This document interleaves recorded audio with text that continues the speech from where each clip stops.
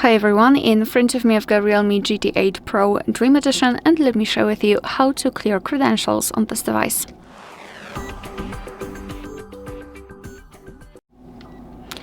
So let's begin with opening the settings, and here we have to scroll and find security and privacy. Then let's scroll all the way down to find more security and privacy. And scroll down again to find Credential Storage.